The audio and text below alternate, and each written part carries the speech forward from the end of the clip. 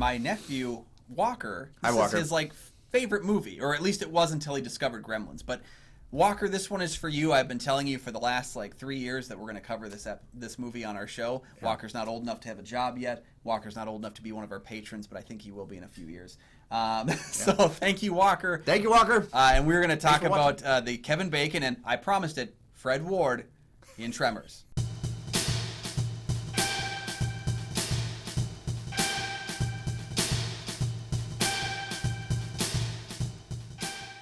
Hey, welcome back to the show, everybody. I'm one of your hosts, Kyle Goethe from GoatFilmReviews.com. Hi, I'm Nick from the St. Paul Filmcast. Thanks for finding us. Thanks for watching. And for our loyal fans like Walker, thank you for continuing to support the show. You can follow the show on Twitter and on Instagram. Heck yeah, we got a Patreon. Check that out for some great content and great opportunities to tell us what movies we can review in the future. Both Kyle and I are members of Minnesota Film Critics Alliance. Check out that webpage for critics' reviews as well as ours. It's kind of time for the mid-year review of films. Oh, that's coming up, isn't it? Yeah. Coming up, yeah. Do us a solid. Hit the like and subscribe button. Tell your friends about the show. It's a little thing that you can do that helps us a great deal. Mm-hmm. And today we're talking about the groundbreaking film. I see what you did there. Yeah. All right. Valentine McKee and Earl Bassett have been trying to escape Perfection, Nevada for years. Their latest attempt fails when they discover a few dead bodies, and the town has been cut off from rescue. The dwindling residents of Perfection must now join together to escape when they are beset upon by a group of tentacled giant worms that are hungry. I'm sure anybody who's watched the Sci-Fi Channel, you got bombarded with this movie, whether you liked it or not. Yeah, I was telling you before we started that I didn't know this film had any swear words in it until I was 13, 14 when I finally threw away my VHS recorded Sci-Fi Channel copy of the movie because it was on every weekend.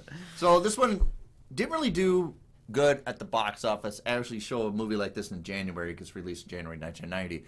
But its legs, very on the rental. Yep. I think it's one of those that rental system saved this movie. Yeah, we were just talking about The Right Stuff, another movie that was very much saved by the VHS sales boom of the 80s. This is one as well that the 90s were still in high demand for that. And it's actually, I think it's one of the reasons why Tremors never went back to theaters, but we've gotten since then 6 sequels and televisions direct to video. A couple of them are pretty darn good too, but we've had this large-scale franchise that really came out of one film that couldn't really perform and couldn't really find its footing, but it's also because it's a really damn weird movie. It is super weird, and it's one of those that I think when I was a kid, because I was early teens, 14 when this came out, and I understand I just got out of the 80s where we just had slashers and this gaudiness. Yeah. That you have this movie that's about monsters under the ground, and my first reaction was, they took the concept from Dune and made it a cheap horror movie. Yeah. Sandworms. Yeah. After watching Lynch's Dune, I did have some very serious graboid fever, wondering where they got that idea. Now, going back, it's not really heavily, obviously, I'm sure everybody's aware of the movie Dune when it came out in the mid-'80s, but I understand the premise of this movie started a little bit earlier, before even the film Dune was made in '84. These two guys writing about land sharks. Yeah, so S.S. Wilson and Brent Maddock, who actually stayed with the franchise for the first 4 movies, they each, after this film, took turns directing, and they kept co-writing the first 4 films. But they came up with it while they were working for the Navy. Basically, they were doing these educational safety videos for the Navy, which I find very peculiar. And the question came up while they were sitting on a giant boulder, what if we couldn't get off because something was under the ground that could get us? Which is a great idea. Yeah, it's kind of like the floor is lava kind of a thing. Exactly, yeah. So, yeah, their initial term was calling it land sharks. But eventually that changed because of a connection to, if you're an SNL fan, the connection to the Chevy Chase character of the land shark that would show up and be like, housekeeping. It was so stupid. Oh my God, it's stupid, but it's funny too. You have to do a lot of drugs to come up with that concept. And you probably have to do a lot of drugs to enjoy them, but right. But yeah, they took it to their friend Ron Underwood, who later on would become known for films like City Slickers, Mighty Joe Young. He did pretty well in the 90s, but was basically working for National Geographic.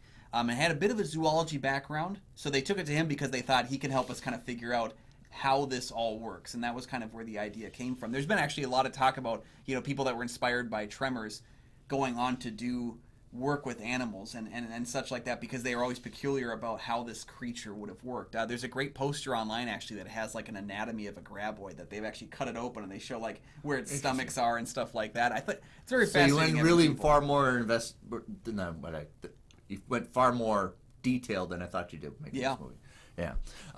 Ron Underwood is academically trained. He went to USC for film school, which is tough to get into. Really super tough to get into USC cinematic school. And then he did an internship at AFI. So he did the right step ladders to get involved. And then he started with the internship. I got an introduction to do cinematography for Nat Geo. And then he made his own movies. He does have a comedic flavor to a lot of his movies. Yeah. Well, especially like City Slickers in this movie. But, yeah, you've really got to clue into a specific kind of comedy to enjoy a film like Tremors, or even City Slickers to an extent, is because there is that certain innate silliness that's there. There's that silliness, even Val and Earl's vehicle, the silliness to it. It almost seems like they're home. Yeah. But of course, S.S. Wilson and Brent Maddock, who were kind of working on this idea, they were really curious about it, didn't really get traction until they sold a screenplay that was a big hit in Short Circuit, another movie that I really, really loved when I was younger. And I was a big fan of Short Circuit, too, even another film they wrote, but the first one is a much better movie. It was a cute little darling when we had such serious movies in the mid-'80s. Yeah, we had our Terminator, and then we had our Johnny Five. So that movie became big, and then it was time of what else you got. I think any person who is a screenwriter or a writer knows it's not what you sell today that's going to be the big hit. It's what you can sell on the back of the big hit. No, we talked about it when we talked Conan Barbarian of Oliver Stone did the screenplay for it. But he did it because in his back pocket was holding the script for Platoon that he was waiting for the rights. And people like, well, write this script, then maybe we'll do Platoon. He was keeping the right cards to eventually come out with Platoon. Yeah. So if you're screenwriting, have a bunch in the bank already. Try different genres because you don't know what's going to work, especially if you're a screenwriter for hire. Yeah. That's the thing about it is you can never have this project done. It has to be next project that you're working on. You've got to have something to push, and I've always been that way of it's what am I editing when I'm a writer and what am I rough drafting right now. Like I'm always working on something new in addition to rewriting something old. It's always going on. And that was what they did was they had Land Sharks that changed to a title called Beneath Perfection. When the film went into pre-production. So even then, not a great title. Horrible title. Maybe better than Land Sharks, which sounds like it would be on Sci-Fi today. I don't like the title The Wrong Man from Alfred Hitchcock. I think if it had a title, maybe elevate the movie a little bit better. Yeah. But The Wrong Man seems a little bit better than Underground. Yeah, Beneath Perfection. Because the whole thing is you don't even know that that's the town name. It's a whole nother thing. And then we got to look at the casting of the film. Kevin Bacon, I think today we would view him as being like, well, obviously Kevin Bacon of Tremors, but at the time his career was not doing all that great. No. He was looking for money because he was about to have a movie called child. Quicksilver, which is kind of very supposed to be Rat Pack kind of kid who was a genius at Wall Street kind of a thing, and it just didn't pan out. Yeah. Especially when we had a movie like Wall Street. He was kind of more supposed to be this Charlie Sheen kind of a thing, and Quicksilver he hated the movie. You watch it and you agree with him. Well, that's not much different from how he felt about this movie. Is he said he would actually call his wife from set and be like, I can't believe I'm doing the Underground Worm movie. Like, the whole thing was he was trying to pay for his newborn child who was on the way. And be able to afford his payments on his house. This was a house payment movie that he didn't actually look fondly on until 2012, when he would go back and say, that might have been the most fun I've ever had on a movie set. And it's like, yeah, that tends to be it. Well, the most fun on the set where obviously him and Fred are playing curmudgeons. Yeah. You can't tell. It's a grumpy contest with him and Fred Ward. And unfortunately, Kevin Bacon...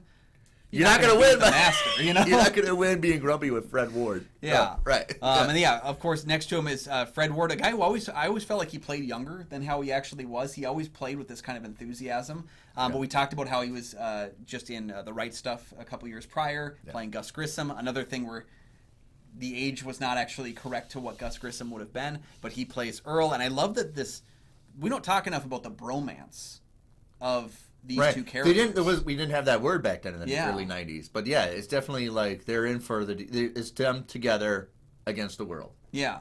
And I just appreciate that there's not many people it makes you really appreciate the people in your life that you would move to Perfection, Nevada and work alongside 8 hours a day without killing. And I think that's an important thing. Doing odd jobs and pretty much raking grass. Yeah, where you can find it.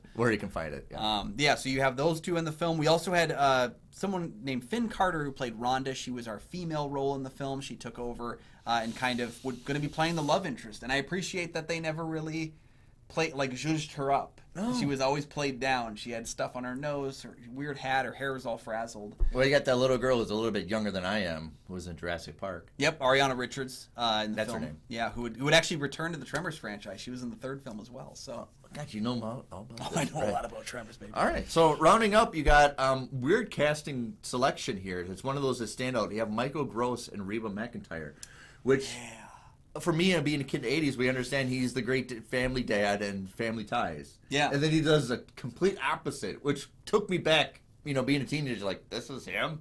Yeah. Like, the dad that's, like, the conscious of the whole Family Ties series, keeps the family place, and then he plays this outrageous gun nut. Yeah. Yeah. So, like so far to the other direction that you Yes! could possibly get. And that's a lot of fun for him. The thing about it is this movie is more fun because the characters and the actors are having fun. Like, Yeah. you know that they're enjoying the world. And then that Reba, they're in. I don't think she did a lot of movies before this. I think this was Reba's first film. Yeah. If I'm correct. And this is kind of before she got a big hits, I think. Yeah. Reba McEntire, who I, of course, know from Barb and Star, Go to Vista Del Mar. Yeah. Yeah, she was in this film, and I think the whole thing was, I believe it was Ron Underwood who didn't want to have her cast. He was not keen on getting these, like, terrible actors that came from being But good she's musicians. authentically, like, country. Yeah, and he said the moment I saw her perform, he was like, damn it, she's good. Like, okay. Yeah, All the right. the dialect and just the way she sways, she's authentically like a country girl. Yeah, it's a shame that she didn't return to the series because, for those of you Tremors franchise fans, Michael Gross came back for every single film. He's the only actor to appear in all 7 movies. He appeared in the TV show that was on the Sci-Fi Channel. He's been involved in every aspect of it. The only part he wasn't in was they tried a second Tremors TV show in 2018 that they brought Kevin Bacon actually back for. Yeah. That heard, pilot was You passed just told me over. this before we recorded. I never heard about it. The pilot was directed by Vincenzo Natali, where if you've watched our show, he directed Cube and a number of other pretty solid horror movies. I don't know what about this pilot didn't actually take off. All right, but I'm it gonna didn't work. If you find those bootleg copies at a horror convention, take a snapshot and show me. I won't. Yeah, I want it so bad, and I haven't been able to come across a copy. You're gonna have of to it. like go in the bootleg box underneath the It's under the shuffles where the security can't see. Yeah. Michael Gross, though, being in all 7 films, like it would have been nice to see Reba McEntire reprise the character, but they just kind of sell it off as a divorce after the first film, and it's a little sad. Side note: it's always best to find bootleg copies of VHS and DVDs because it's almost like you're making a drug deal. Yeah. Oh, yeah. Hey, you got any of that? Like. I will never forgive myself for not buying Freddy's Nightmares at a convention 6 years ago.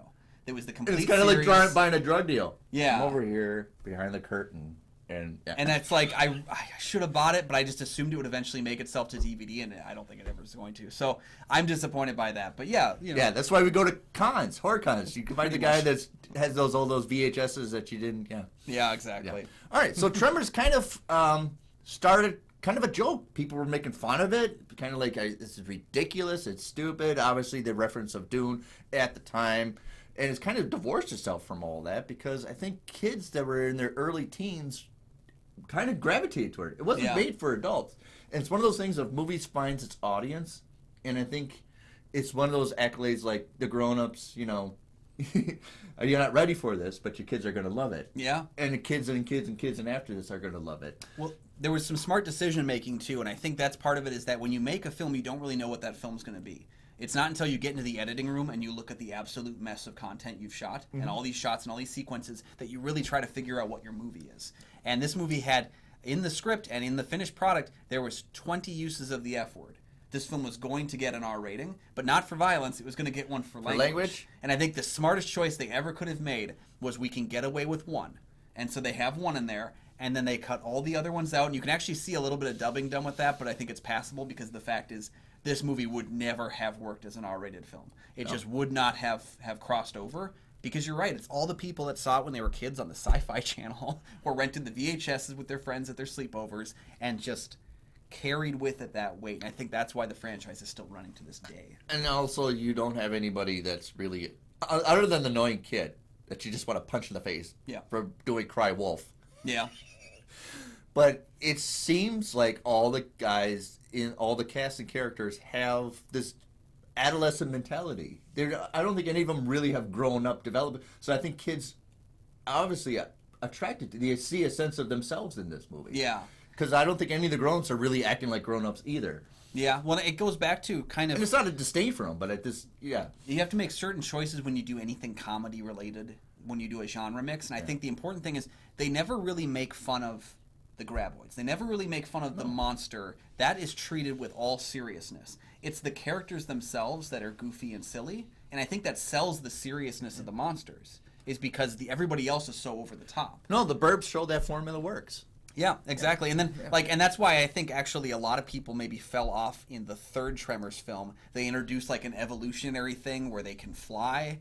And it's not so much that, but it's the fact that they don't treat the monsters with respect because they call them ass blasters because they fart and then they fly. And it's like you're losing what made them serious by making it silly. The characters are silly. The monsters are serious. Exactly. And I think that was where the franchise stumbled a bit in like, we have to figure out how to make the monsters serious still. Because once you start losing that, it's hard to gain it back. And I think that's why this film works so well, is that I'm scared for the characters. I want them to survive. And you're right, Melvin's really the only character that's annoying and awful, and he does also come back in the third film. In the 80s, if you love John Carpenter, you would understand who Victor Wong is.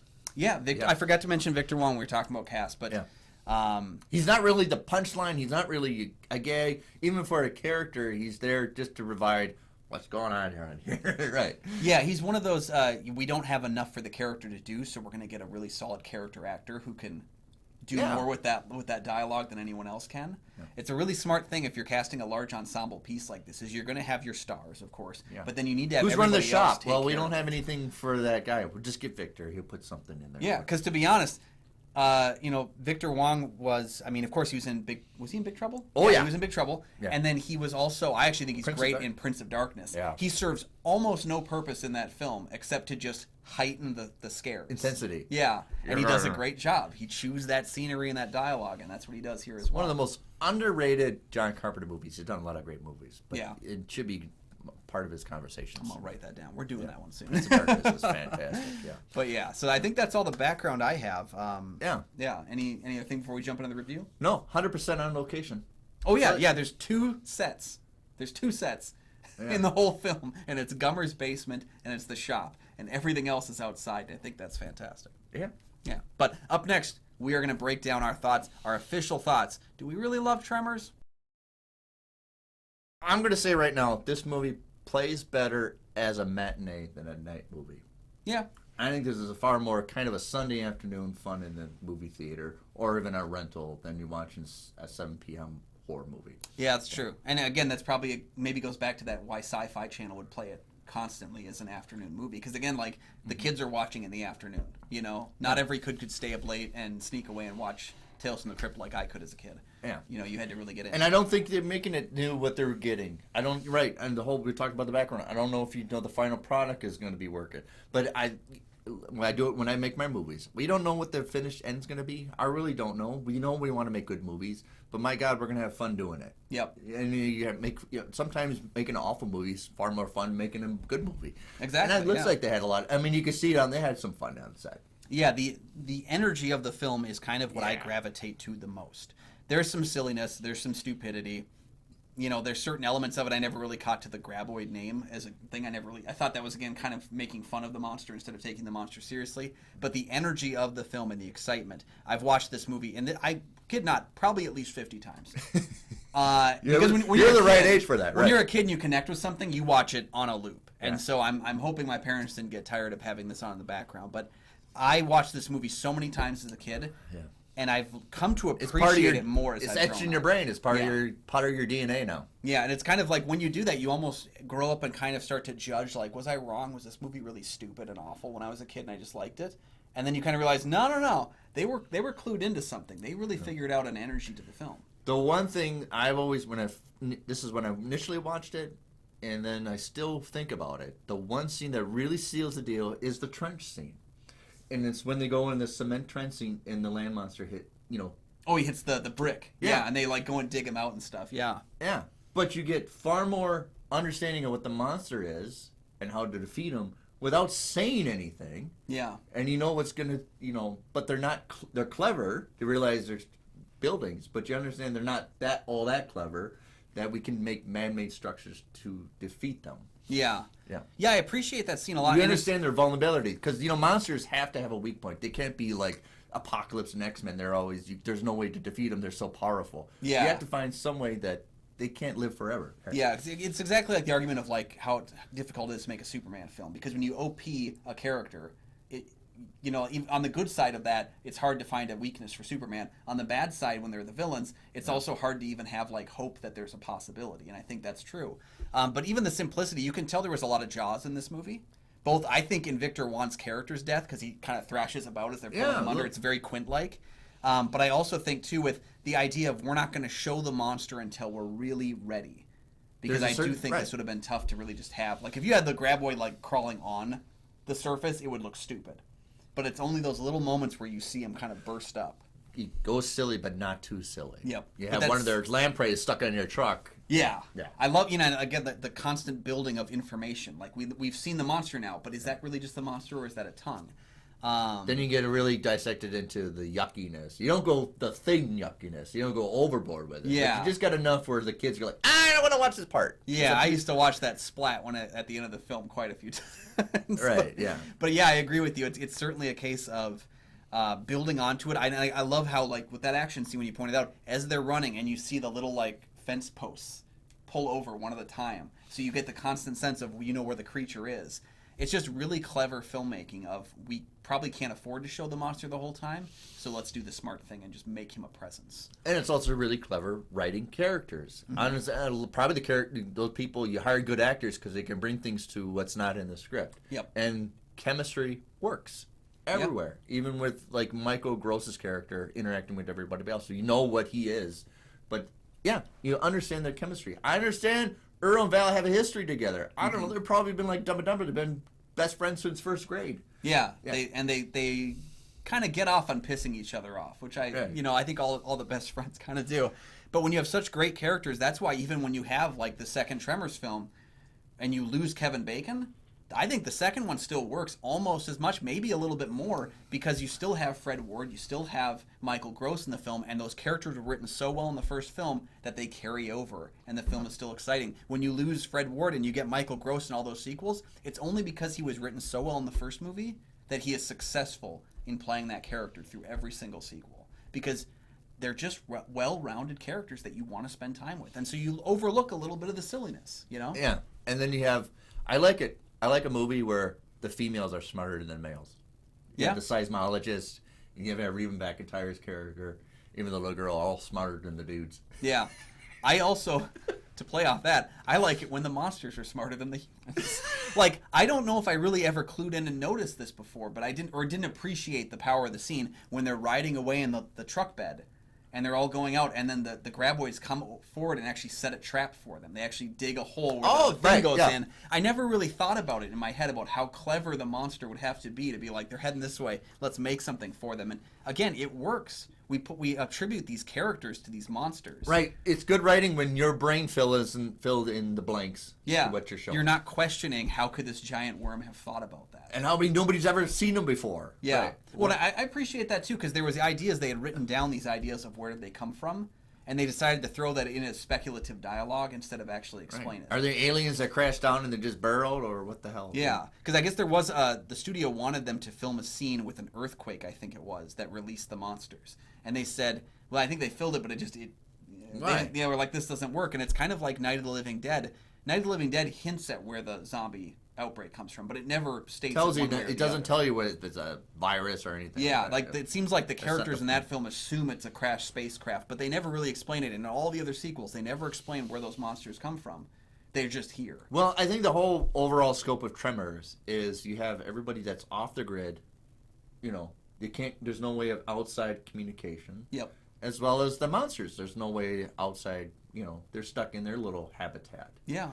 So it's all about a battle of people who want to be away off the grid, as well as monsters who want to be off the grid, and somebody has to win. It's kind of like the babysitter and the slasher, just on a town-sized scale, because they can't get out of the house. Yeah. And it's like, have you checked the other residents? And like the monsters are closing in on them. Now I have a pitch that I would love to do, and of course, why don't we do a Western version of this, like 1883? They did. Well, and it was bad. So I hope you can do it better. Kind of like Back to the Future kind Yeah. of thing. You have to put the silliness into it. Yeah. See, with Tremors 4, The Legend Begins, they did a prequel film set in, I think it was the 1800s, and it was Michael Gross played his own character's great-great-grandfather who was afraid of guns. So somebody watched Back to the Future 3 and said, let's do this. It's very much like interpreted by that. Perfection was named Rejection at the time. And it's just like, you went too far into one. I'm not saying that they couldn't do it. I actually agree they could do a really good one. But from you have that time period. They just didn't when they made it. You have to sell it. The character now the characters are serious. Yes, if you did a serious take on it, I think that would work really well. And I think we haven't actually tapped what the Western could do for a lot of franchises. I still think a Wild West Predator movie would be awesome. I think a Wild West Final Destination movie would be really cool. Like, we haven't tapped the potential of that area. Probably because we keep going to A space. Western Final Destination would be interesting. Yeah. Especially for a train or something. Train! A train derailment. Oh, now we're cooking. We give away $1 million scripts all the time around here. We better cut so these people can't see what we're writing here. No, I think that a good Western version of it could be really well done. Yeah. It's just they didn't do it when they did it that first time. It's a good. I like the idea. Yeah. I just said it out loud. Didn't know they existed. Hey. Oh, yeah. And what do you think? What's the next step for the Tremors, or have you seen Tremors? Yeah, let us know your thoughts down in the comments section below. And do you think any of the sequels are better than the original? I kind of lean towards Aftershocks, the second film. I do really like that one. Obviously 2 knows what it is. Yeah, so let us know if you prefer, or maybe give us your ranking of the Tremors films. I never made it past 4, so I've got to watch those other 3. But give us your thoughts on them down below, and should we cover another S.S. Wilson? Or if you want to give away $1 million scripts, put it in the comments. Yeah, make sure we just get a story credit. That's all we need. But thank you guys for joining us. We really do appreciate you being a part of the conversation. Check out, again, all the links for all the things Nick mentioned are down in the description. So you don't have to type it in. You just got to click. Thank you guys, and you can check out my film reviews over at goatfilmreviews.com. They should make Spawn kind of like a 80s gothic urban Freddy Krueger almost kind of a character. In the Wild West. In the Wild. Well, they can do, there is a Spawn Wild West That's too. true, yeah. Yeah. Also. You can find my show, the St. Paul Filmcast, anywhere you find podcasts.